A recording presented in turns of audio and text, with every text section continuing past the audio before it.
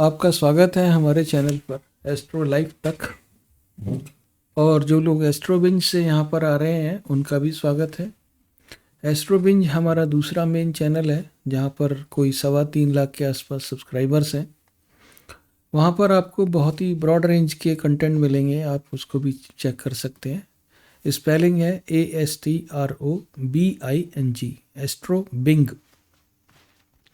तो शुरू करते हैं हम ये वाला वीडियो।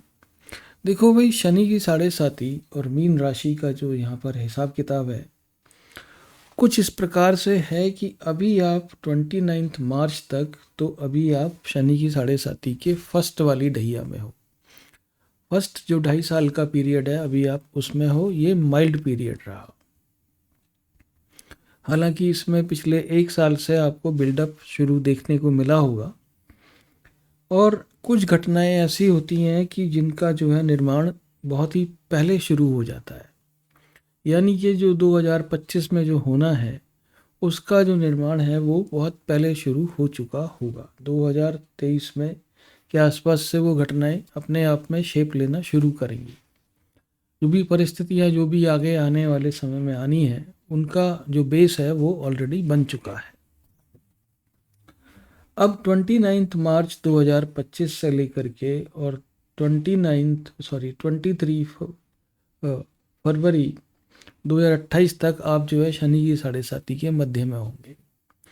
अगले 2.5 साल आपको बहुत ही संभल संभल के चलना है। और मैं हमेशा बोलता हूँ मीन राशि वालों को कि आप ऐसे लोगों के आसपास रहिए जो आपको प्यार करते हों। जिन्हें आप प्यार करते हो ज़रूरी नहीं है, लेकिन जो आपको प्यार करते हो उनके आसपास रहिए। अपने सपोर्ट सिस्टम को मजबूत बनाइए, क्योंकि वही जो है आपके लिए यहाँ पर कारगर साबित होगा। अब यहाँ पर कुछ ज्योतिषी कह रहे हैं कि अभी मार्च में जो है यहाँ पर शनि और राहु की युति बनने वाली है और जो कि मीन राशि में बनेगी। कुछ लोग कह रहे हैं कि ये बहुत बढ़िया है, ये है वो है, लेकिन आप ऐसा मान कर चल लीजिए शनि और राहु की युति किसी भी प्रकार से अच्छी नहीं मानी जाती है। अब ये 29 मार्च या 24 मार्च के आसपास बनेगी और ये थोड़े टाइम के लिए रहेगी। लेकिन 29 मार्च से आपकी लाइफ एक तरीके से अलग तरह का टर्न लेना शुरू करेगी। उतार चढ़ाव से भरपूर एकदम रोलर कोस्टर यहाँ पर आने वाला है, इमोशनली तौर पे भी और आर्थिक तौर पे भी। तो अगर आपने धन का संचय किया हुआ है तब तो यहाँ पर कोई चिंता की बात नहीं है, लेकिन अगर धन का संचय नहीं किया हुआ है तो यहाँ पर ज़रूर चिंता की बात है। अगर आपके आसपास ऐसे लोग हैं जो कि जिनके ऊपर आप डिपेंड हो सकते हो, जिन पे आप भरोसा कर सकते हो, तो भी बहुत बढ़िया है। लेकिन यहाँ पर अगले 2.5 साल आपको हर प्रकार के छलावे से दूर रहना होगा, हर प्रकार के ट्रैप से बचना होगा यहाँ पर। और किस्मत कुछ इस तरीके से प्लान करती है शनि की 7.5 में कि आप कोई एक काम बढ़िया कर रहे हो, लेकिन उस पर क्या होगा, आपका मन करेगा नहीं यार कुछ चेंज करते हैं और जो है वो चेंजेस आपको उस तरफ लेकर के चले जाएंगे। वो डिस्ट्रैक्शन है एक्चुअली में, जिससे कि आप जो काम आप ऑलरेडी कर रहे थे उसमें व्यवधान आ सके।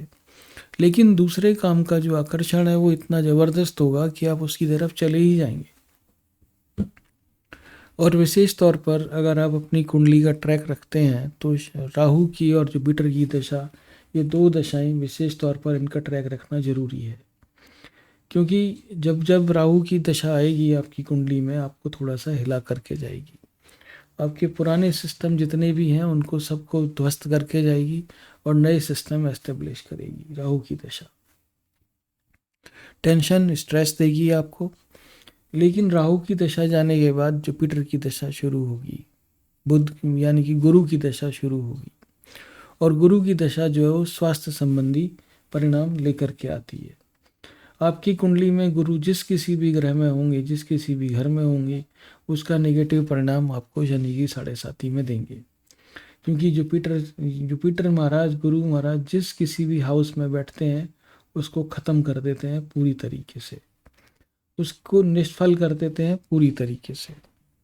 और यहाँ पर जो बाकी की दशाएं हैं वो इतनी ज़्यादा परिणाम यहाँ पर ख़राब नहीं देती हैं, लेकिन तीन यहाँ पर दशाएं हैं जिनकी जो आपको अजीब तरह के परिणाम देती हैं। पहला जो है यहाँ पर राहु, दूसरा जुपिटर गुरु की दशा, और तीसरा जो है यहाँ पर सूर्य की दशा।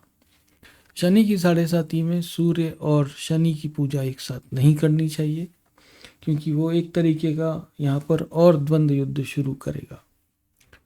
लेकिन 2025 जो है वो आपके लिए काफ़ी उतार चढ़ाव भरा रहने वाला है, और आपसे सिर्फ इतना ही कहा जाएगा कि आप किसी भी प्रकार के छलावे में मत आइए, किसी भी प्रकार के टेम्पटेशन में ना फंसें।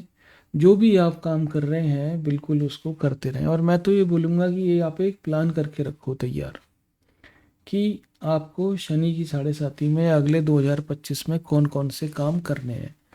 1 2 3 4 5 इस तरह के काम आप तैयार करके रखो अभी से ही, और उन्हीं कामों पर आप लगे रहना तो बिल्कुल ठीक है, क्योंकि डिस्ट्रैक्शन से बचना होगा।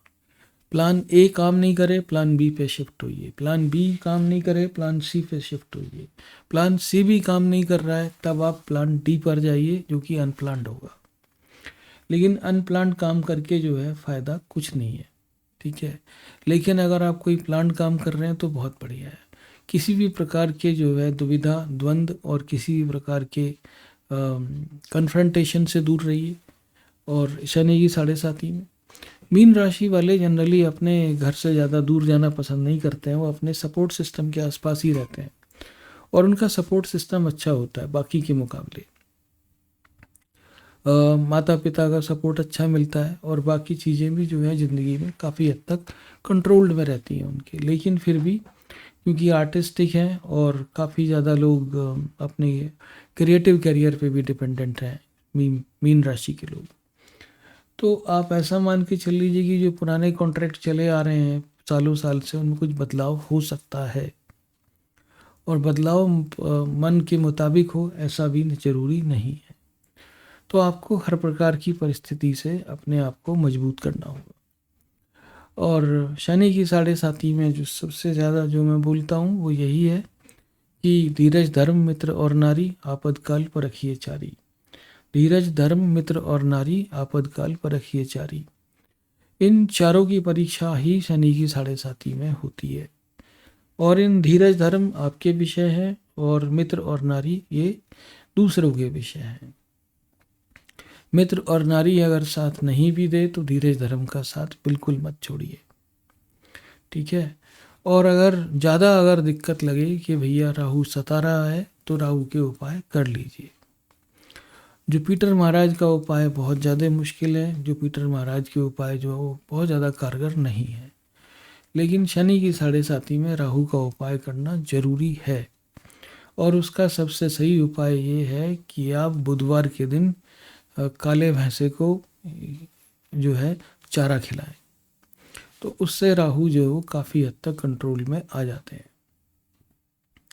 और बजरंग बाण का पाठ कर सकते हैं तो वो भी कीजिए शनि की 7.5 में, उससे भी आपको बढ़िया रिलीफ मिलेगा।